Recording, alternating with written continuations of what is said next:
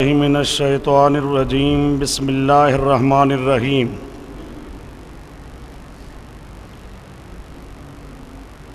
والذین یحاجون فی اللہ من بعد ما استجیب لہ حجتہم داحضۃ عند ربہم وعلیہم غضب وَلَهُمْ عَذَابٌ شَدِيدٌ۔ جواب سوال مقدر۔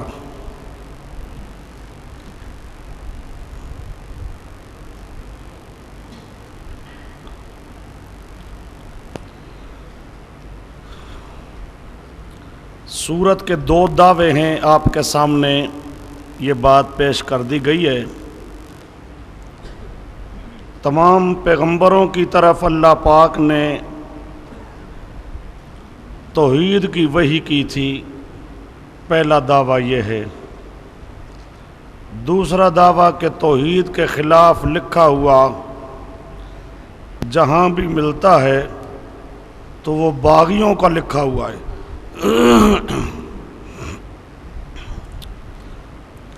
والذین یحاجون، یہاں سے سوال مقدر کا جواب ہے۔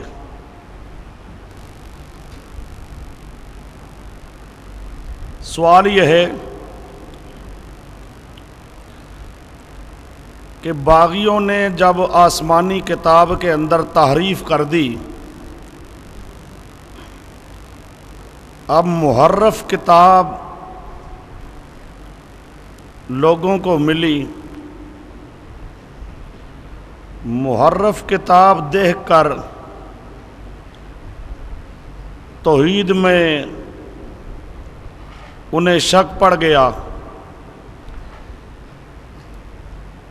اب اس کے اندر تحریف کرنے والے، تبدیلی کرنے والے تو باغی ہیں،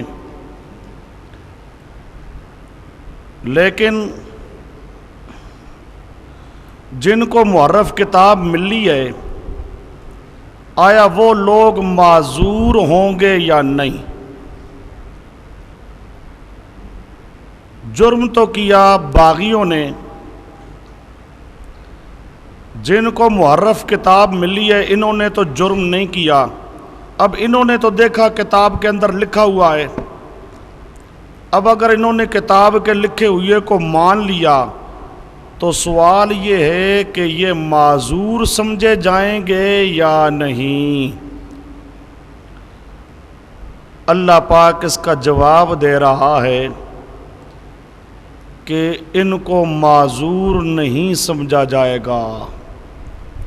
جو لوگ محرف کتاب کو دیکھ کر شرک میں مبتلا ہو گئے، محرف کتاب پر ایمان لے آئے، وہ معذور نہیں ہوں گے۔ کیوں؟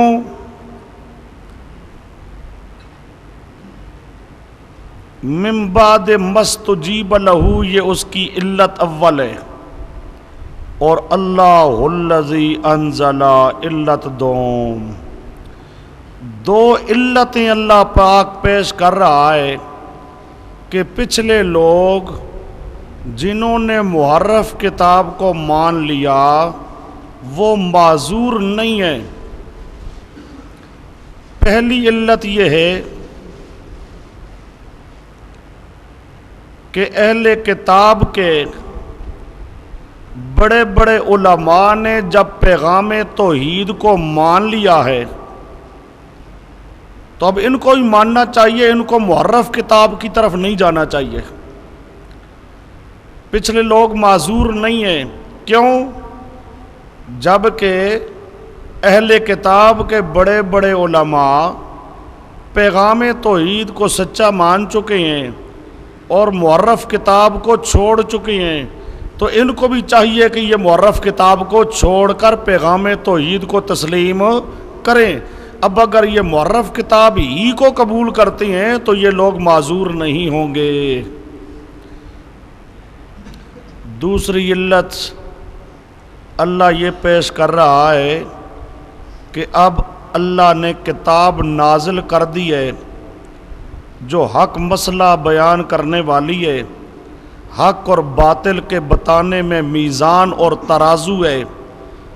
جب حق بیان کرنے والی کتاب قرآن پاک آ چکی ہے، اب قرآن پاک کے آ جانے کے بعد محرف کتاب کو اگر کوئی مانتا ہے تو وہ یقیناً معذور نہیں ہوگا۔ دیکھو جی، والذین یحاجون، جو لوگ جھگڑا کرتے ہیں، فی اللہ یعنی فی توحید اللہ، اللہ کی توحید میں جھگڑا کرتے ہیں، تو وہ آگے حجتہم داحضۃ، ان کی حجت مٹنے والی ہے، ان ربہم، رب کے ہاں یعنی ان کا یہ جھگڑا، ان کی یہ حجت مانی نہیں جائے گی۔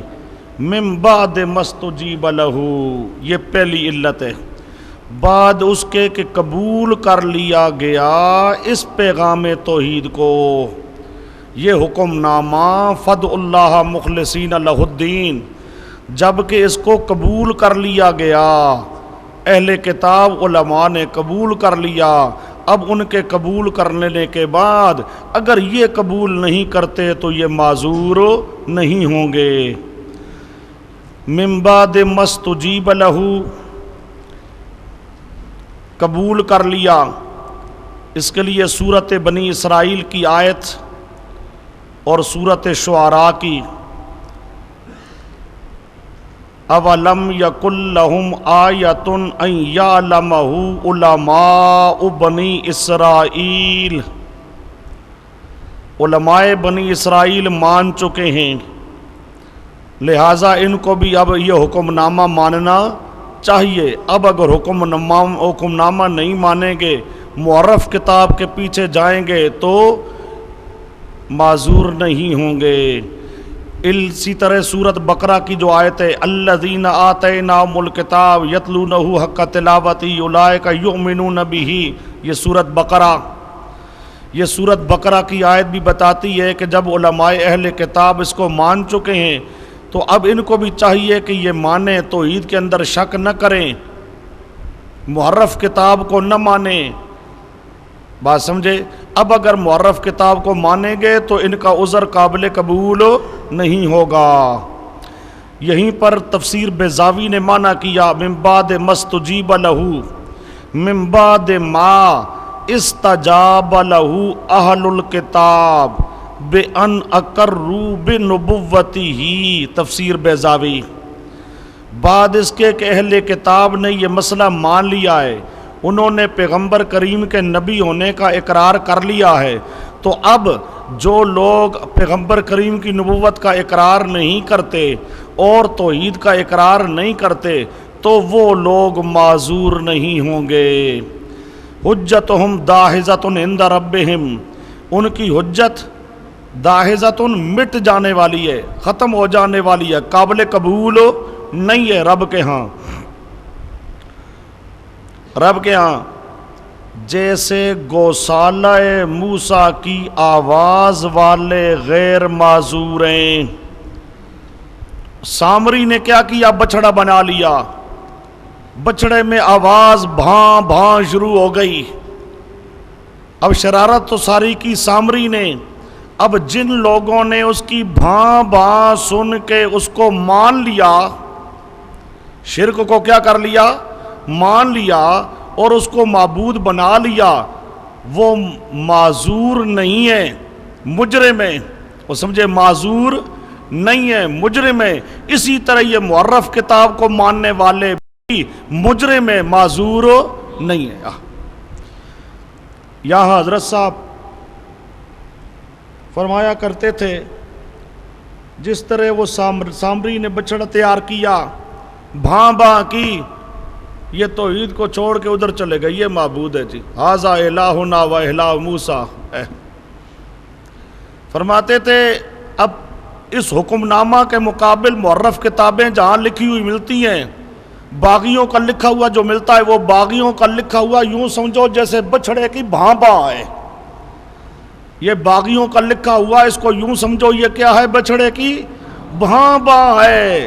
وہ سمجھے جس طرح بھاں باں ماننے والے معذور نہیں ہیں، محرف کتاب اور باغیوں کی بات ماننے والے بھی معذور نہیں ہیں۔ اچھا جی، وَعَلَيْهِمْ غَضَبٌ، ایک تو ان کی دلیل قابل قبول نہیں، دوسرا ان پر غضب ہے۔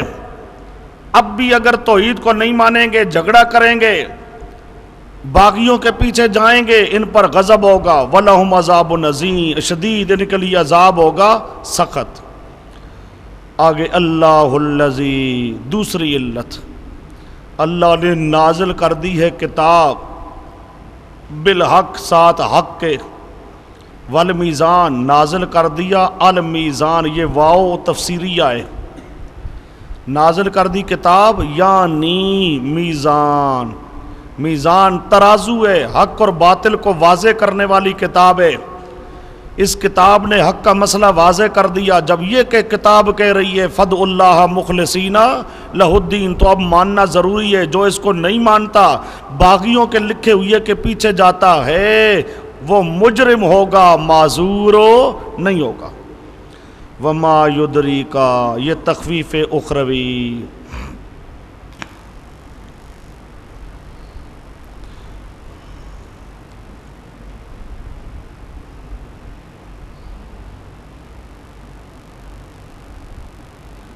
کتاب اللہ کے نازل ہونے سے پہلے مر گیا تو پہلے تو وہ مکلف ہی نہیں تھا کتاب اللہ کا، کتاب اللہ کا پہلے مکلف نہیں تھا، لیکن پہلے بھی علماء حق والے موجود تھے، ہر زمانے کے اندر کچھ نہ کچھ حق والے رہے ہیں۔ اب وہ حق والوں کو چھوڑ کر جو محرف کے پیچھے، باغیوں کے پیچھے لگا ہے تو یقیناً وہ مجرم تو ہوگا۔ وما یدریک لعل الساعۃ قریب، یہ بات لکھی ہے مستقل۔ قریشیوں کے اندر 16-17 آدمی توحید والے تھے، اہل کتاب یہودیوں کے اندر 6 آدمی توحید والے تھے، نصارہ کے اندر کوئی 32 آدمی توحید والے تھے۔ تو ہر زمانے میں، ہر ٹولے میں کوئی نہ کوئی توحید والے رہے ہیں، اور وہ توحید والے مسئلے سناتے رہے ہیں۔ جو توحید والوں کی بات نہیں مانتا اور محرف کتابوں کے پیچھے جاتا ہے، باغیوں کے پیچھے جاتا ہے، وہ یقیناً مجرم ہوتا ہے۔ وما یدریکا، تخفیف اخروی، آپ کو کیا معلوم کہ شاید قیامت قریب ہے، آپ کو کیا پتہ، یہ تخفیف ہے۔ ما یدریکا، اے مخاطب تو کیا جانے، اے مخاطب تو کیا جانے، قیامت قریب ہے، اس لیے خیال کر، اگر توحید کو نہ مانے گا، اور تخفیف اخروی ہے، عذاب میں مبتلا ہونا پڑے گا۔ عذاب سے بچنا چاہتا ہے تو پیغام مان لے، فد اللہ مخلصین لہ الدین ہے۔ کیا معلوم تجھے کہ شاید قیامت قریب ہو، یستعجل بہا، مذاق جلدی مطالبہ کرتے ہیں اس کا وہ لوگ جو ایمان نہیں لاتے اللہ پر، والذین آمنوا، جو ایمان لانے والے ہیں وہ تو ڈرتے ہیں قیامت سے، ویعلمون، اور وہ یقین رکھتے ہیں، عقیدہ رکھتے ہیں کہ انہا الحق، کہ قیامت برحق ہے۔ الا ان الذین، جو یمارون، جھگڑا کرتے ہیں قیامت کے اندر، لفی ضلال بعید۔ وما یدریک لعل الساعۃ قریب، شیخ عبد القادر جیلانی کی کتاب ہے غنیۃ الطالبین۔ غنیۃ الطالبین میں شیخ عبد القادر جیلانی لکھتے ہیں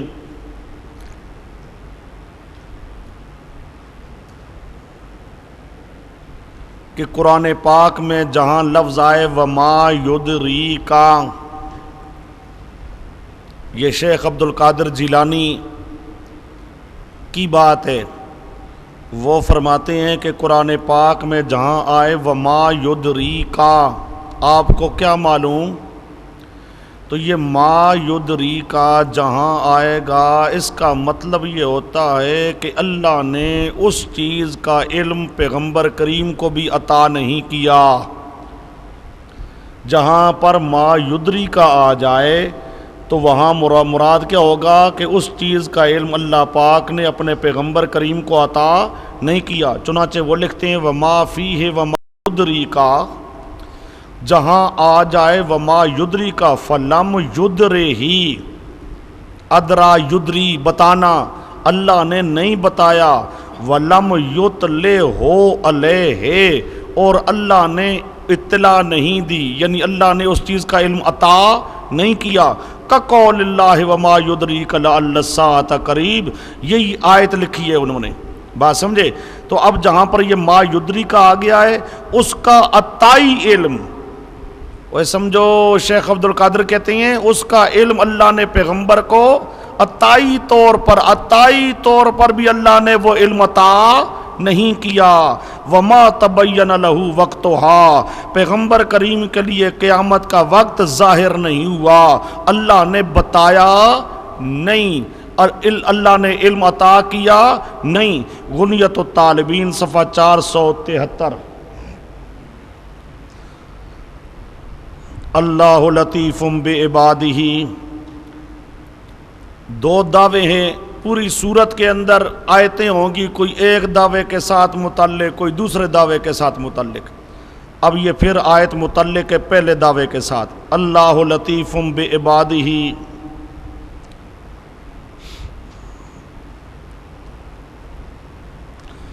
اللہ لطیف، اللہ اپنے بندوں کے حالات کو جاننے والا ہے، بندوں کا باریک بین ہے، یعنی ہر حال کو جاننے والا ہے۔ یرزق من یشاء، جسے چاہے رزق دیتا ہے، وہو القوی العزیز۔ من کان یرید حرث الآخرہ، ترغیب الی الآخرہ والتزہید من الدنیا، جو آخرت کا ارادہ کرتا ہے، نزد لہو، ہم اس کی کھیتی کے اندر اور زیادہ کر دیں گے، یعنی دگنا ثواب دیں گے، دگنا ثواب دیں گے، اور اس کو اور زیادہ نیک اعمال کی توفیق دیں گے۔ ومن کان یرید حرث الدنیا، اور جو دنیا کی کھیتی چاہتا ہے، دنیا کے اندر ہی بدلہ لینا چاہتا ہے، نؤتیہ منہا، تو ہم اسے دنیا میں بدلہ دے دیں گے، وما لہ فی الآخرۃ من نصیب، پھر آخرت میں اس کے لیے کوئی حصہ نہیں ہوگا۔ جو دنیا کے اندر بدلہ لینا چاہتا ہے، ہم اسے دنیا میں بدلہ دے دیں گے، لیکن آخرت میں پھر کوئی ثواب نہیں ہوگا۔ ام لہم شرکاء، اب یہ آیت متعلق ہے دوسرے دعویٰ کے ساتھ۔ دوسرا دعویٰ کیا؟ کہ توحید کے خلاف لکھا ہوا جہاں بھی مل جائے تو وہ باغیوں نے لکھا ہے۔ ام لہم شرکاء، کیا ان کے شریک ہیں؟ شرعوا، جنہوں نے شریعت مقرر کی ان کے لیے، من الدین، دین ان کے لیے مقرر کیا، ما، وہ چیز کہ جس چیز کا اللہ نے بھی اذن نہیں دیا۔ کیا ان کے ایسے شریک ہیں، ان شریکوں کو اتنا اختیار ہے کہ وہ ان کے لیے جو چاہیں دین مقرر کر سکتے ہیں؟ یہ استفہام انکاری ہے، یعنی ایسا کوئی شریک نہیں ہے جس کو اختیار ہو دین بنانے کا، شریعت بنانے کا۔ جب اختیار نہیں ہے تو جو لکھنے والوں نے لکھا ہے، اپنی طرف سے دین بنایا ہے، اس دین کا اختیار نہیں ہے تو یہ سب کو جھوٹ سمجھا جائے گا۔ وہ بات سمجھے؟ کیا ان کے شریکوں کو اختیار ہے؟ استفہام انکاری، یعنی اختیار ہو نہیں ہے، کوئی ایسا اللہ کے ہاں نہیں ہے جس کو اللہ نے اختیار دیا ہو کہ تو جو چاہے شریعت بنا لے۔ نیچے ایک لفظ لکھا ہوگا، کوئی اس قابل نہیں۔ جب کوئی اس قابل نہیں تو یہ جو جنہوں نے لکھا ہے غلط لکھا ہے، اس کو ماننے کی گنجائش ہو نہیں ہے۔ ولولا کلمۃ الفصل، تخفیف اخروی، اگر فیصلے کی بات نہ ہوتی، یعنی اللہ نے فیصلے کی بات لکھ دی ہے کہ پورا عذاب قیامت کے دن ہوگا، اللہ نے عذاب کے لیے ایک وقت مقرر کر دیا ہے، اگر یہ لکھی ہوئی بات نہ ہوتی لقضی بینہم، تو ان کے درمیان فیصلہ کر دیا جاتا۔ وَإِنَّ الظَّالِمِينَ لَهُمْ، ظالمین المشرکین معالم، ان کے لیے عذاب ہے علیم دردناک۔ تر الظالمین، اس روز دیکھے گا تو الظالمین المشرکین، مشرکوں کو، مشفقین، ڈرنے والے ہوں گے، مما کسبو، من وبال ما کسبو، جو شرکیہ اعمال کیے ان شرکیہ اعمال کے وبال اور انجام کی وجہ سے ڈرنے والے ہوں گے۔ وَهُوَ واقع، اور وہ وبال ان پر واقع ہونے والا ہوگا۔ اللہ کہتا ہے وہ باغیوں کی بات اگر مانو گے، مشرک بنو گے، اور قیامت کے دن پھر تم پر اس کا وبال آئے گا، اس وقت ڈرو گے، وہ سمجھے؟ تو اب دنیا میں بچ جاؤ شرکیہ اعمال سے۔ والذین آمنوا، بشارت، آمنوا جنہوں نے مان لیا، عملوا قوت عملیہ، فی روضات الجنات ثمرہ، باغات کے اندر ہوں گے، ان کے لیے ہوگا ما یشاؤون، جو وہ چاہیں گے رب کے ہاں۔ ذالک الفضل الکبیر، یہ ہے فضل بہت بڑا۔ ذالک الذی، یہ جو اللہ پاک نے ان کو کامیابی دینی ہے، یبشر اللہ، اللہ اس کی بشارت دیتا ہے اپنے ان بندوں کو جنہوں نے مسئلہ مان لیا، عمل الصالحات۔ قل لا اسألکم علیہ اجرا، کہہ دیجئے اور یہ مسئلہ سنانے پر، پیغام سنانے پر میں کوئی تم سے مزدوری نہیں مانگتا۔ جب مزدوری نہیں مانگتا ہوں تو اس مسئلے کو مان لو، حکم نامے کو مان لو۔ فدعوا اللہ مخلصین لہ الدین۔ اچھا جی، اب اس آیت میں بھی، اوپر والی بشارت والی آیت میں عند ربہم کا ذکر بھی ہے، فی روضات الجنات کا ذکر بھی ہے۔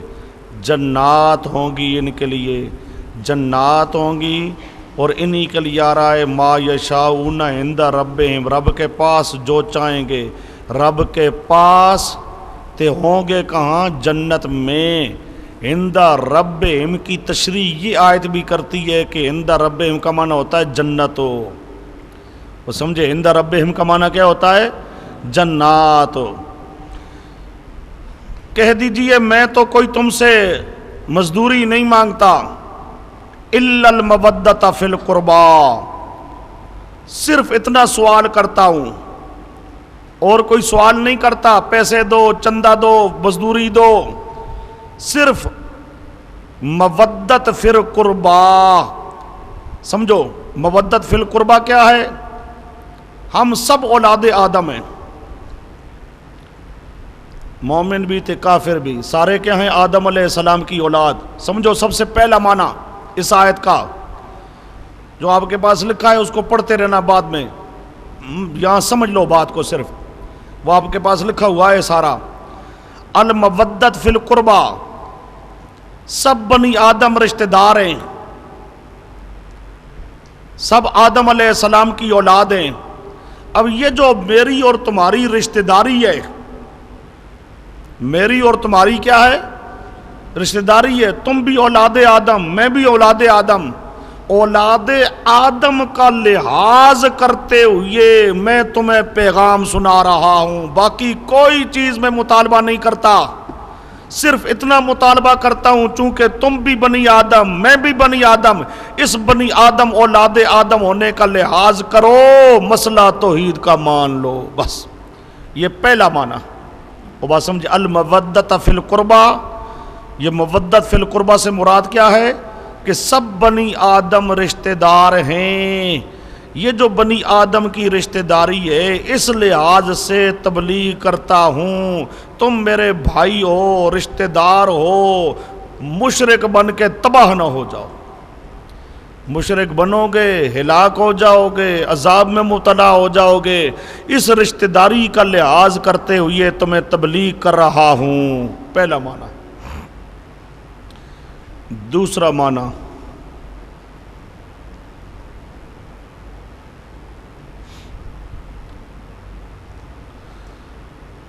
میری اور تمہاری رشتہ داری ہے، تم بھی قریشی تھے، میں بھی قریشی، سمجھے؟ یہ دوسرا معنی۔ عام مفسرین اسی طرح معنی کرتے، جو پہلا میں نے معنی کیا کہ سب اولاد آدم والی برادری، وہ معنی ہے مولانا حسین علی صاحب رحمۃ اللہ علیہ کا۔ مولانا حسین علی معنی کیا کرتے ہیں؟ سب اولاد آدم ہیں، لہٰذا ایک کو دوسرے کا لحاظ کرنا چاہیے۔ تو میں چاہتا ہوں تم تباہ نہ ہو جاؤ، عذاب میں مبتلا نہ ہو جاؤ، اس لیے تمہیں تبلیغ کر رہا ہوں، بس۔ یہ مولانا حسین علی صاحب معنی کرتے ہیں۔ اور عام مفسرین معنی کیا کرتے ہیں؟ ذرا تھوڑا سا فرق ہے اس میں کیا ہے؟ تم میرے رشتہ دار ہو، تم بھی قریشی تھے، میں بھی قریشی، یہاں بھی رشتہ داری آ رہی ہے، لیکن پہلی جو رشتہ داری تھی وہ بنی آدم والی رشتہ داری، ایک عام قانون تھا۔ اب ذرا تھوڑی سی رشتہ داری خاص ہو گئی۔ یہ جو عام مفسرین معنی کرتے ہیں، تم میرے رشتہ دار ہو، تم کیا ہو؟ میرے رشتہ دار ہو، اس رشتہ داری کا لحاظ کرتے ہوئے تمہیں مسئلہ سمجھا رہا ہوں، تباہ نہ ہو جاؤ، شرک کرو گے تباہ ہو جاؤ گے، عذاب میں مبتلا ہو جاؤ گے۔ او میرے رشتہ دار ہو تم، میں تمہاری رشتہ داری کا لحاظ کرتے ہوئے تمہیں مسئلہ توحید سنا رہا ہوں، مان لو تمہارا فائدہ ہے۔ یہ عام مفسرین یہ معنی کرتے ہیں۔ اور سمجھے قربہ رشتہ داری کون سی؟ یہ عام برادری جو رشتہ داری ہے یہ۔ اور مولانا حسین علی صاحب کے معنی میں کیا ہے؟ عام برادری والی رشتہ داری نہیں، تمام بنی آدم والی رشتہ داری، تمام بنی آدم والی رشتہ داری۔ یہ جو رشتہ داری ہے نا، اس رشتہ داری میں بھی ذرا تھوڑا بہت خیال آ جاتا ہے کہ اپنے رشتہ داروں کا خیال کیا، دوسروں کا خیال نہیں کیا۔ اور اگر بنی آدم والی بات لی جائے تو پھر یہ اعتراض لازم نہیں آتا۔ اور سب بنی آدم رشتہ دار ہیں، میں صرف قریشی ہونے کا لحاظ نہیں کرتا، میں تو آدم کی اولاد ہونے کا لحاظ کرتا ہوں، سب آدم علیہ السلام کی اولاد ہے۔ اور سمجھے تو ذرا اس معنی میں اعتراض نہیں آتا، اس معنی میں تھوڑا سا اعتراض آ سکتا ہے کہ اپنی برادری کا لحاظ کیا، قریشیوں کا اور دوسروں کا لحاظ نہیں کیا۔ اور مولانا حسین علی صاحب کا معنی کیا جائے تو پھر یہ اعتراض لازم نہیں آتا۔ بہرحال یہ دو معنی ہو گئے۔ آئیے تیسرا معنی، لا اسألکم علیہ اجرا، میں کوئی تم سے سوال نہیں کرتا اجرت کا، بس بات ختم۔ یہ پہلے جو دو معنی میں نے کیے تھے اس میں الا مستثنا متصل تھا، پہلے جو دو معنی ہیں اس میں کیا ہے؟ مستثنا متصل، نہیں سوال کرتا مگر اس چیز کا سوال کرتا ہوں۔ اب تیسرا معنی کر رہا ہوں۔ تیسرا معنی اس میں مستثنا منقطع ہے۔ مستثنا کیا ہے؟ اب ذرا سمجھو، اور میں تم سے کوئی سوال نہیں کرتا، اوے کوئی اجرت نہیں مانگتا، بات ختم۔ الا بمعنی لاکنہ، الا بمعنی کس کے ہو جائے گا؟ لاکنہ سے۔ یہ کلام ہی بالکل الگ ہے، کلام ہی الگ ہے۔ کیا؟ المودۃ فی القربہ، فی القربہ دوست رکھنا، قربہ اللہ کے قرب کو، اللہ کے، المودت دوست رکھو اللہ کے قرب کو، وہ کام کرو جس سے اللہ کا قرب ملتا ہے۔ میں تم سے کوئی سوال نہیں کرتا، الا بات ختم پہلی۔ ہاں اگلی بات سنو، اور میں کیا چاہتا ہوں؟ میں چاہتا ہوں تمہیں اللہ کا قرب مل جائے، وہ کام کرو جس کام کے ساتھ تمہیں اللہ کا قرب ملے، اللہ کا تقرب ملے۔ اور قرب ملتا ہے توحید سے، قرب ملتا ہے کس سے؟ توحید کا قبول کر لو۔ یہ معنی، یہ تیسرا معنی ہے، یہ تفسیر خازن، قرطبی وغیرہ نے ذکر کیا ہے، اور یہ معنی ہے عبداللہ بن عباس سے منقول۔ عبداللہ ابن عباس صحابی وہ معنی یہی کرتے ہیں، فی القربہ۔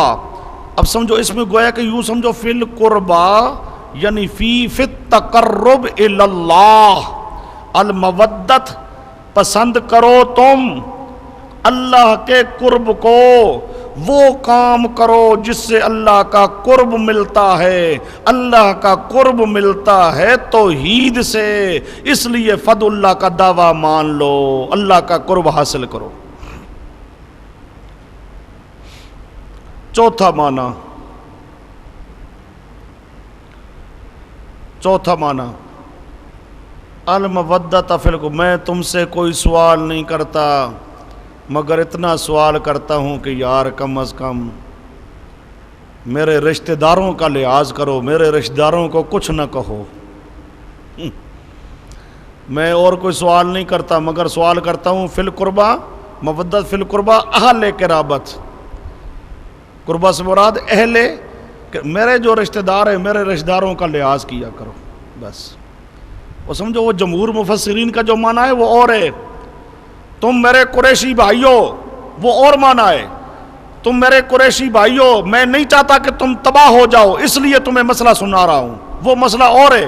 اب یہ معنی جو آ رہا ہے یہ شیعوں کا معنی ہے، اور میں تم سے کوئی سوال نہیں کرتا، ہاں یہ سوال کرتا ہوں کہ میرے رشتہ داروں کو کچھ نہ کہا کرو، میرے رشتہ داروں کے ساتھ پیار کرو، اہل بیت کے ساتھ محبت کرو۔ جو عام مفسرین نے معنی کیا ہے وہ یہ قریشی ہونے کے لحاظ سے توحید کی دعوت دیتا ہوں، قریشی ہونے کے لحاظ سے کیا کرتا ہوں، توحید کی دعوت دیتا ہوں۔ وہ معنی ٹھیک ہے، اس میں کوئی خرابی نہیں ہے، ہاں یہ معنی ہے، یہ چوتھا معنی آپ کر رہا ہوں، یہ شیعوں کا معنی ہے۔ اوے اور کچھ نہیں سوال کرتا، اتنا سوال کرتا ہوں میرے جو رشتہ دار ہیں نا، میرے اہل بیت ہیں، میرے خاندان والے، او یار ان کو کچھ نہ کہا کرو، میرے اہل بیت کا ادب کرو، احترام کرو، ان کے ساتھ محبت کرو۔ یہ چوتھا معنی شیعوں والا معنی، یہ معنی ٹھیک نہیں ہے، یہ پیغمبر کی شان کے خلاف ہے کہ پیغمبر لوگوں کو یہ کہے کہ یار میرے رشتہ داروں کا خیال کرو۔ پیغمبر اپنے رشتہ داروں کا خیال نہیں کیا کرتا، پیغمبر اللہ کی توحید کا خیال کیا کرتا ہے۔ بات سمجھے؟ اب یہ چوتھا معنی یہ شان نبوت کے مناسب نہیں ہے، اور اہل سنت والجماعت مفسرین اس معنی کو صحیح نہیں سمجھتے، یہ معنی صرف رافضیوں کا معنی ہے، شیعوں کا معنی ہے۔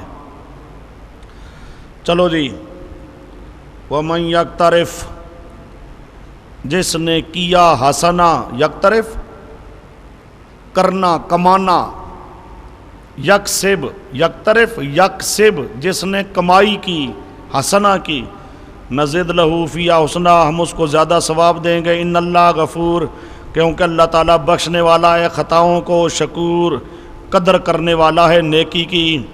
ام یقولون افترا، شکوہ شکوہ، میرے پیارے پیغمبر مسئلہ کتنا واضح ہے توحید کا، لیکن ان ظالموں کا حال دیکھو، یہ الٹا کہتے ہیں کہ محمد نے خود مسئلہ تراشا ہے، جھوٹ بولا ہے اللہ پر، معاذ اللہ۔ ان کا یہ کہنا کہ یہ توحید کا مسئلہ گھڑا ہے اور گھڑ کر اللہ کے ذمہ لگایا ہے، یہ ایک غلط بات ہے، اس پر ناراضگی کا اظہار کیا جاتا ہے بطور شکوہ کے۔ کہتے ہیں ظالم کے گھڑ لیا محمد نے، معاذ اللہ، اللہ پر جھوٹ، یہ شکوہ۔ فَإِن يَشَإِ اللَّهُ، جواب شکوہ، اللہ کہتا ہے فَإِن يَشَإِ اللَّهُ، اگر اللہ چاہتا تو مہر لگا دیتا آپ کے دل پر، مہر لگا دیتا آپ کے دل پر۔ یہ جواب ہے، جو اللہ پر جھوٹ تراشتا ہے، جو اللہ پر جھوٹ تراشتا ہے اور نبوت کا دعویٰ کرتا ہے تو اللہ تعالیٰ اس کے دل پر مہر لگا دیتا ہے۔ وہ بات سمجھے؟ اگر آپ نے اللہ پر یہ جھوٹ تراشا ہوتا تو اللہ پاک آپ پر مہر لگا دیتا، اور جب مہر لگا دیتا تو پھر کوئی بات بھی عقل و نقل کے مطابق نہ ہوتی، لیکن آپ تو ایسا پیغام سنا رہے ہیں جو عقل کے بھی مطابق ہے، نقل کے بھی مطابق ہے، تو یہ دلیل ہے اس بات کی کہ اللہ نے آپ پر مہر نہیں لگائی۔ اور کیوں نہیں لگائی؟ کہ آپ نے جھوٹ نہیں بولا۔ وہ بات سمجھے؟ وہ کیا کہتی ہیں؟ اس نے جھوٹ تراشا ہے۔ فَإِن يَشَأِ اللَّهُ، جواب ہے، اگر جھوٹ تراشا ہوتا تو اللہ مہر لگاتا اور آپ افترا کرتے۔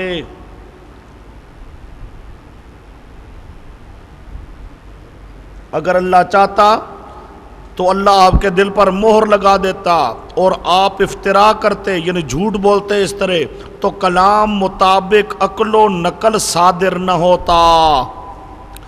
وہ سمجھے، آپ پر مہر لگ جاتی تو پھر کوئی کلام ایسی نہ صادر ہوتی جو عقل اور نقل کے مطابق ہو، لیکن آپ تو ہر بات وہ سنا رہے ہیں جو عقل کے بھی مطابق ہے، نقل کے بھی مطابق ہے۔ یہ دلیل ہے اس بات کی کہ آپ پر اللہ نے مہر نہیں لگائی۔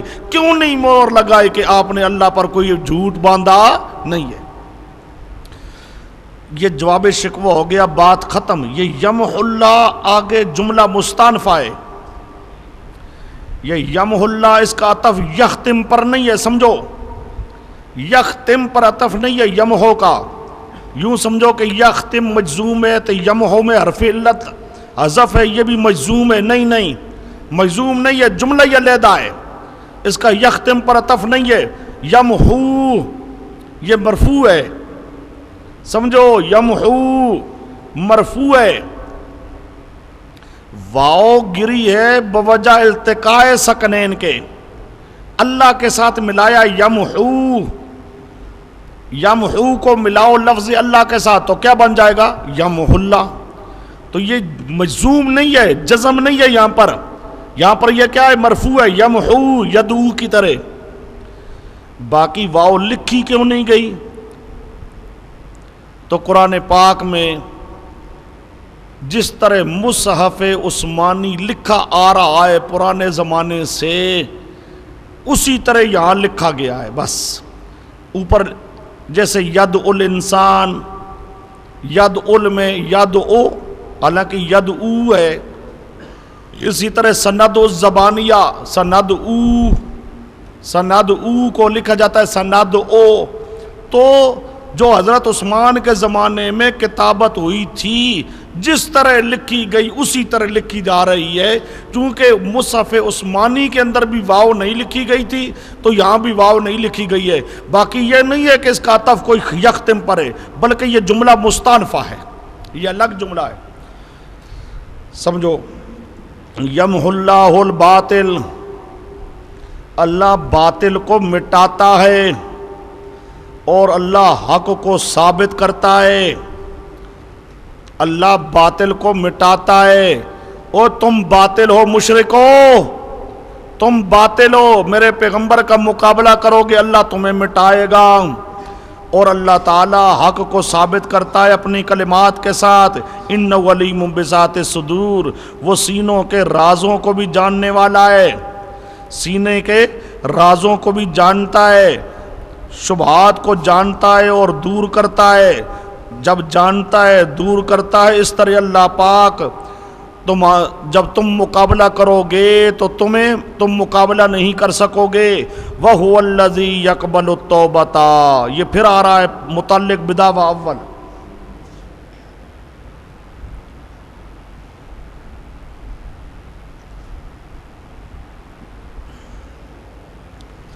شکوے کا ذکر آیا، اب آ رہا ہے جی متعلق بدعوی اول۔ دعوی اول وہی ہے کہ اللہ ہی کو پکارو، تمام پیغمبروں کی طرف وہی ہوتی رہی ہے، اللہ ہی کارساز مختار جاننے والا۔ یہاں بھی وہی چیزیں آ رہی ہیں۔ اقبلو یہ بیان ہے تصرف کا، تو یعلم ما تفعلون یہ بیان ہے علم کا۔ اب دیکھو، وہی ہے جو قبول کرتا ہے توبہ کو اپنے بندوں سے۔ اب توبہ قبول کرنا یہ اللہ کے تصرفات میں ایک تصرف ہے۔ وَيَعْفُو عَنِ السَّيِّئَاتِ، اور سیئات سے درگزر کرنا یہ بھی تصرف ہے۔ یقبلو تصرف اول، یعفو تصرف دوم۔ یعفو عن السیئات، سیئات کو معاف کر دینا، درگزر کر دینا، یہ معاف کر دینا بذریعہ توبہ یا بوجہ شفاعت یا محض رحمت کی وجہ سے۔ اللہ پاک سیئات سے درگزر کر دیتا ہے، یہ بھی اللہ کے تصرفات میں ہے۔ یہ تصرف کرنے والا اللہ ہی ہے۔ وَيَعْلَمُ، اور جانتا ہے جو تم کرتے ہو. یہ بیان علم. ہر چیز میں تصرف کرنے والا بھی اللہ ہی ہے, ہر چیز کو جاننے والا بھی اللہ ہی ہے. اس میں اللہ کا شریک نہیں ہے, تو پکار اور عبادت کے اندر بھی اللہ کا شریک نہ بناؤ. وَيَسْتَجِيبُ بشارت.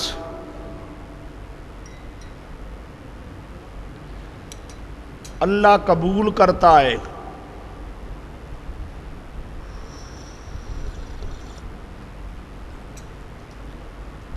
الذین دعا الذین. اللہ قبول کرتا ہے ایمان والوں کی دعاؤں کو. اللہ قبول کرتا ہے ایمان والوں کی دعاؤں کو. اچھا جی. وَعَمِلُوا الصَّالِحَاتِ, اور اعمال صالحہ کرنے والے, ان کی دعاؤں کو, ان کی عبادت کو اللہ قبول کرتا ہے. سمجھو, ایمان والے کی عبادت اللہ قبول کرتا ہے, مشرک کی عبادت ضائع کرتا ہے. مشرک کی عبادت کوئی قبول نہیں, سمجھے, مشرک کی عبادت کوئی قبول نہیں. حبطت اعمالہم. اور ایمان والوں کی عبادتیں اللہ کیا کرتا ہے؟ قبول کرتا ہے. اور اسی طرح ایمان والوں کی دعائیں اللہ قبول کرتا ہے, قبول کرتا ہے. سوال پیدا ہوتا ہے, دعائیں تو مشرکوں کی بھی قبول ہوتی ہیں. جواب سمجھو, جواب یہ ہے قبول تو واقعتاً اللہ کرتا ہے. یہاں مراد ہے تشریفاً. اللہ ایمان والوں کی دعائیں قبول کرتا ہے ان کی عزت اور شرافت کے طور پہ. مشرکوں کی دعا قبول کرتا ہے استدراجن, استدراج, مہلت دیتا ہے. وہ سمجھے, مشرک کی دعا اگر قبول ہوئی ہے, مشرک پہ اللہ نے انعام کیا, احسان کیا, تو یہ کیا ہوتا ہے؟ سارا اللہ کا استدراج. اللہ درجہ بدرجہ مہلت دیتا ہے کہ شاید ٹھیک ہو جائے, شاید ٹھیک ہو جائے. جب نہیں ٹھیک ہوتا پھر اللہ پکڑ لیا کرتا ہے. تو مشرک کے لیے کیا ہوتا ہے؟ استدراج. اور مومن کے لیے جب دعا قبول کی جاتی ہے وہ کیا ہوتی ہے؟ مومن کی شرافت. وَيَزِيدُهُم مِّن فَضْلِهِ, اللہ ان کو اور زیادہ دیتا ہے فضل سے, زیادہ دیتا ہے از استحقاق, جتنا استحقاق اس سے بھی زیادہ. اور جو کافر ہیں ان کے لیے عذاب شدید. یہ تخفیف اخروی. وَلَوْ بَسَطَ اللَّهُ الرِّزْقَ. جواب سوال مقدر کہ سب کی روزی فراہ کیوں نہیں کر دیتا؟ سب کو کھلا رزق دے, بعض کو کھلا دیتا ہے تو بعض کو تنگ کر کے دیتا ہے. کیوں؟ اس کا اللہ جواب دے رہا ہے. اگر اللہ کشادہ رزق دے دے اپنے تمام بندوں کو,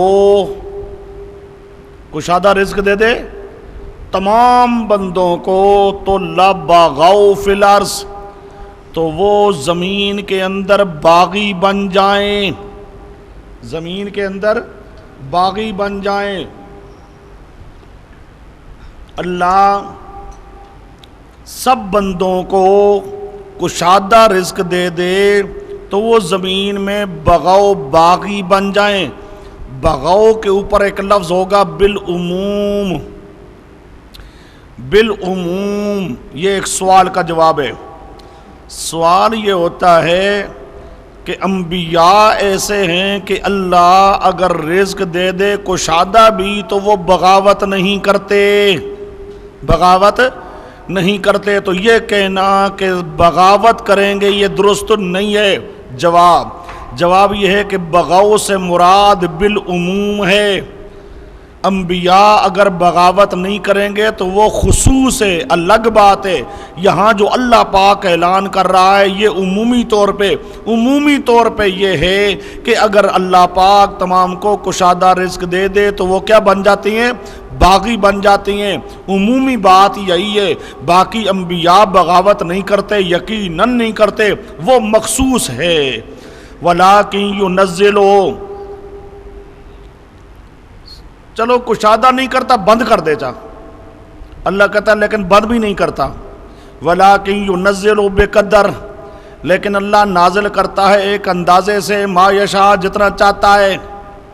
انہو بعبادہ، کیونکہ اللہ اپنے بندوں کی مصلحتوں کو جاننے والا ہے، بصیر، دیکھنے والا ہے. وَهُوَ الَّذِي، یہ پھر متعلق بدعویٰ اول، وہی اللہ ہے جو نازل کرتا ہے بارش کو، نازل کرتا ہے بارش کو، من بعد ما قنطوا، بعد اس کے کہ لوگ نا امید ہو جاتے ہیں. یہ ینزل نعمت اول، من بعد دوم، ینشر سوم، اللہ ہی نازل کرتا ہے. یہ عقلی دلیل بھی ہے، نازل کرنے والا اللہ، اس نازل کرنے میں اللہ کا کوئی شریک نہیں ہے. اللہ ہی نازل کرتا ہے بارش کو بعد اس کے کہ لوگ نا امید ہو جاتی ہیں. یہ دوم، یہاں ایک لفظ ہوگا بسا اوقات، بسا اوقات لوگ نا امید ہو جاتے ہیں اور اللہ پاک نا امید ہو جانے کے بعد ان پہ بارش نازل کر دیتا ہے. نا امید ہو جاتے ہیں، اب سمجھتے ہیں کہ بارش نہیں آئے گی، بارش نہیں آئے گی، ادھر نا امید ہوتے ہیں، ادھر اللہ کی طرف سے بارش آ جاتی ہے. کئی دفعہ ایسے بھی ہوتا ہے، وہ سمجھے، کئی دفعہ ایسے بھی ہوتا ہے، لوگ نا امید ہو جاتے ہیں اور پھر اللہ کی رحمت آ جاتی ہے. وَيَنْشُرُ، اللہ پھیلا دیتا ہے اپنی رحمت، یعنی آثار رحمت. وَهُوَ الْوَلِيُّ، اللہ ہی ہے مدد کرنے والا. الحمید، اللہ ہی ہے تعریف کیا ہوا کارسازی پر. وَمِنْ آیَاتِهِ، اس اللہ کی آیات میں ایسے آسمان و زمین کا پیدا کرنا. وَمَا بَثَّ فِيهِمَا مِنْ دَابَّةٍ، اور جو جانور اللہ پاک نے زمین آسمان میں پھیلا دیے ہیں، ان کو پھیلانے والا بھی کون ہے؟ اللہ. یہ من دابتن، اس سے مراد یا تو ہے مطلق ذی روح، کوئی بھی روح والی چیز ہے آسمان اور زمین کے اندر، اس روح والی چیز کو پیدا کرنے والا، پھیلانے والا کون ہے؟ اللہ. اور اگر دابا سے مراد جانور، چوپایا، مطلق زیرو مراد نہ ہو بلکہ مراد کیا ہو؟ چوپایا، پھر سوال پیدا ہوتا ہے کہ چوپائے جانور زمین کے اندر تو ہیں لیکن آسمان کے اندر تو نہیں ہیں، زمین کے اندر تو ہیں آسمان کے اندر تو نہیں ہیں، تو پھر فیہما، جواب سمجھو، مفسرین لکھتے ہیں فیہما سے مراد فی مجموعہما، فیہما یعنی فی مجموعہما، دونوں کے مجموعہ میں ذکر ہے دونوں کا، اور الگ الگ مراد نہیں ہے، مراد ہے مجموعہ. اب اگر کسی ایک کے اندر بھی وہ چیز موجود ہو تو گویا کہ یوں آدمی کہہ سکتا ہے دونوں کے مجموعہ میں وہ چیز موجود ہے. تو یہاں پر ذکر ہے دونوں کا، مراد الگ الگ دونوں میں موجود ہونا نہیں ہے بلکہ مراد ہے دونوں کے مجموعہ میں، دونوں کے مجموعہ میں. اس کی مثال دیتے ہیں مفسرین، یخرج منہما اللؤلؤ والمرجان، یخرج منہما، دونوں دریا، نمکین بھی تے میٹھا بھی، دونوں سے نکلتے ہیں موتی. حالانکہ موتی نکلا کرتے ہیں صرف نمکین سے، کھارے سے، میٹھے پانی سے موتی نہیں نکلا کرتے. وہاں پر منہما، وہاں بھی مفسرین کہتے ہیں من مجموعہما، جس طرح منہما میں من مجموعہما ہے، یہاں پر بھی کیا ہے؟ فیہما یعنی فی مجموعہما. اور اگر دابا سے مراد جانور لیا ہی نہ جائے، مطلق ذی روح لیا جائے تو پھر اعتراض ہی نہیں ہوتا. دابا سے مراد کیا لیا جائے؟ مطلق ذی روح.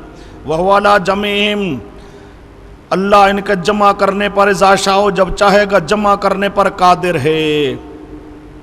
وَمَا أَصَابَكُم مِّن مُّصِيبَةٍ، یہ تخفیف دنیاوی، جو تمہیں کوئی مصیبت پہنچتی ہے فبما کسبت ایدیکم، تمہارے اپنے ہاتھوں کی وجہ سے ہے، تمہارے اپنے کرتوت کی وجہ سے ہے۔ مومن کے لیے ہوگا بطور امتحان کے مصیبت، کافر کے لیے ہوگی بطور سزا کے۔ وَيَعْفُو عَنْ كَثِيرٍ، جو بھی مصیبت آئے فبما کسبت، تمہارے اپنے ہاتھوں نے یہ کام کیا، تمہارے کام کا بدلہ ہے، تمہارے کام کا بدلہ ہے۔ مصیبت ہے تو مومن کے لیے امتحان، کافر کے لیے سزا، لیکن تمہارے کام تمہارے اعمال کے نتیجے میں ہے، تمہارے اعمال کے۔ وَيَعْفُو عَنْ كَثِيرٍ، پھر بھی ہر گناہ پر نہیں، درگزر کر دیتا ہے بہت سارے گناہوں سے، بہت سارے گناہوں سے درگزر کر دیتا ہے، ان کی سزا نہیں دیتا، بعض پہ پکڑتا ہے۔ وَمَا أَنْتُمْ بِمُعْجِزِينَ، نہیں ہو تم عاجز کر سکنے والے اللہ کو زمین میں۔ اگر سب پر بھی مواخذہ کرنے لگے، اگر سب پہ بھی مواخذہ کرنے لگے تو تم عاجز کر سکنے والے نہیں ہو۔ وَمَا لَكُمْ نَفِي شَفَاعَةِ قَهْرِ، نہیں ہے تمہارے لیے اللہ کے سوا کوئی مدد کرنے والا، کوئی نصرت کرنے والا، یعنی اگر اللہ پاک پکڑ لے، مواخذہ کرنے پہ آ جائے تو تمہیں بچانے والا کوئی نہیں۔ وَمِنْ آیَاتِ تخفیف دنیاوی، اللہ کی آیات توحید میں سے الجوار، یہ جاریتن کی جمع ہے، زوارب کی طرح، زاربتن کی جمع جس طرح آتی ہے زوارب، یہ جاریتن کی جمع ہوگی جواری، جواری، وہ سمجھے؟ اور پھر یہ جوارن اصل میں ہوگا نا، چونکہ جوار یون، جوار یون، زوار بو، جوار یون، جوار یون پہ قانون لگے گا تو جوارن رہ جائے گا، جوارن پہ الف لام آ گیا تو الجوار، یہ الجوار یہ جاریت ان کی جمع ہے، چلنے والی کشتیاں، چلنے والی دریا کے اندر، کل آلام مثل پہاڑوں کے، او پہاڑ کی طرح بادبانی کشتیاں چلتی ہیں۔ یہ کشتیوں کو چلانے والا کون ہے؟ اللہ۔ این یشا، اگر اللہ چاہے روک دے ہوا کو، یہ بادبانی کشتیوں پردے باندھتے ہیں، ہوا آتی ہے اور اس کے ساتھ وہ کشتی چلتی ہے، ہوا رک جائے تو وہ کشتی چل سکتی نہیں ہے۔ وہی اگر اللہ روک دے ہوا کو، فَيَزْلَلْنَ، ہو جائیں گی وہ رکنے والی، عَلَىٰ ظَهْرِهِ، دریا کی پشت پر۔ ان فی ذالک، اس میں کئی نشانیاں ہیں صبر کرنے والے، قدر کرنے والے کے لیے، جو نعمتوں کا شکر کرنے والا ہو۔ یعنی اللہ کا احسان ہے کہ اللہ ہواؤں کو روکتا نہیں ہے، اللہ پاک چلاتا رہتا ہے، ہواؤں کو روکتا نہیں، اللہ پاک چلاتا رہتا ہے، اور اللہ پاک اس طرح تمہارے کام کرتا رہتا ہے۔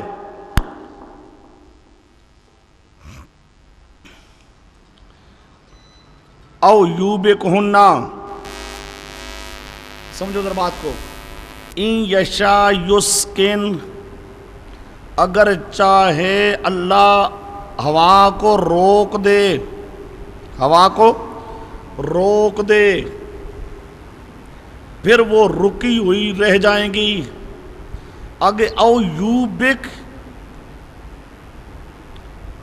ہوا رک جائے اللہ ہلاک کر دے، یہ نہیں ہوتا۔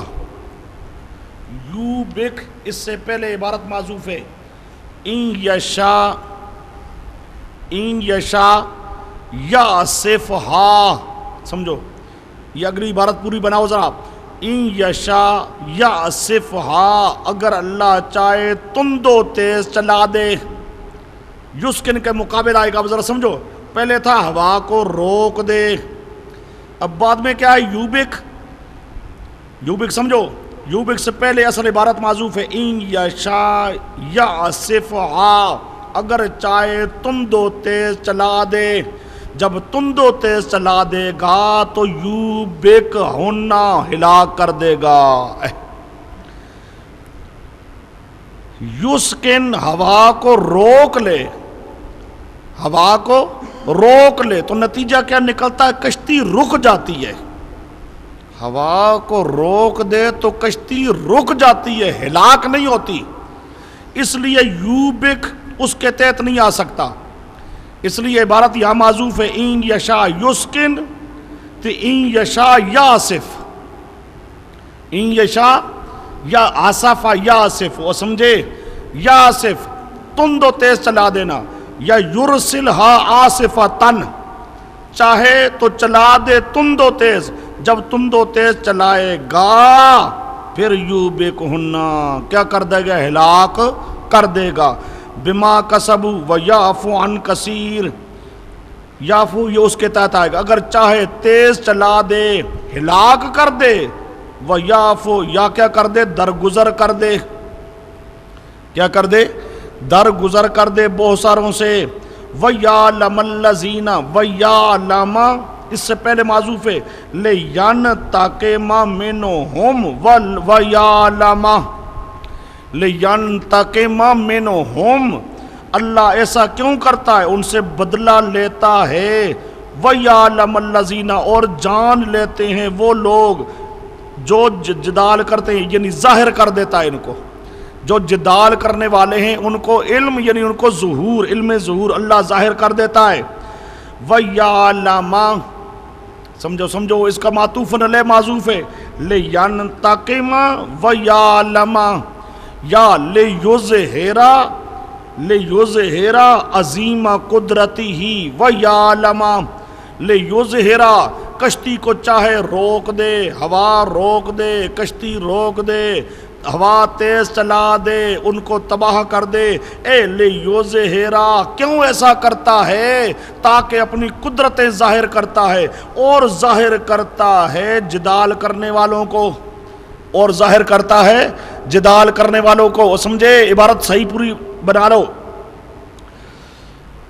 او یوبکن اس سے پہلے لکھ لو، ان یشا یاسفہا، ان یشا یاسفہا فیوبکہن، ان یشا یاسفہا فیوبکہن، اور ویعلم، یہ ویعلم، اب یعلم کو کون نسب دے رہا ہے، سمجھو اس کا معطوف علیہ معذوف نکالنا ہے، لِيَنْتَقِمَ معذوف نکال لو، تب آپ کی مرضی، لا یا لِيُظْهِرَ عظیم قدرتہ، لِيَنْتَقِمَ اللہ ان کو ہلاک کرتا ہے، کیوں، لِيَنْتَقِمَ وہ سمجھے، تاکہ اللہ ان سے کیا لے، بدلہ لے، اللہ ان سے کیا لے، بدلہ لے، اور یا لِيُظْهِرَ عظیم قدرتہ اللہ ظاہر کرتا ہے اپنی عظیم قدرت، وَيَعْلَمَ اور ظاہر کرتا ہے جدال کرنے والوں کو، اللہ ایسا کیوں کرتا ہے، تاکہ اپنی قدرت ظاہر کرے، اور اللہ ظاہر کرتا ہے کہ اللہ کی آیتوں میں جھگڑا کرنے والے کون ہیں، وَمَا لَهُمْ نہیں ہے ان کے لیے کوئی چھٹکارا، فَمَا أُوتِيتُم مِّن شَيْءٍ یہ تزہید من الدنیا، جو بھی تمہیں دیا گیا، فمتاع الحیات الدنیا دنیا کا ساز و سامان ہے، وما عند اللہ اور جو اللہ کے پاس ہے، خیر بہتر ہے، وابقا باقی رہنے والا ہے، للذین آمنوا وعلی ربہم یتوکلون یہ باقی رہنا ہے کس کے لیے، للذین آمنوا یہ امر اول، وعلی ربہم یتوکلون والذین یجتنبون کبائر الاسم یہ امر دوم، وَإِذَا مَا غَضِبُوا امر سوم، اور للذین آمنوا صفت اول، علی ربہم یتوکلون صفت دوم، یجتنبون صفت سوم، والفوائش صفت چہارم، وَإِذَا مَا غَضِبُوا صفت پنجم، وَالَّذِينَ اسْتَجَابُوا صفت ششم، نمبر 6 ڈال دو، اقاموا الصلاۃ نمبر 7، وَأَمْرُهُمْ شُورَى نمبر 8، وَمِمَّا رَزَقْنَاهُمْ نمبر 9، وَالَّذِينَ إِذَا أَصَابَهُمْ نمبر 10، یہ 10 صفات آ رہی ہیں ایمان والوں کی، وہ سمجھے ایمان والوں کی 10 صفات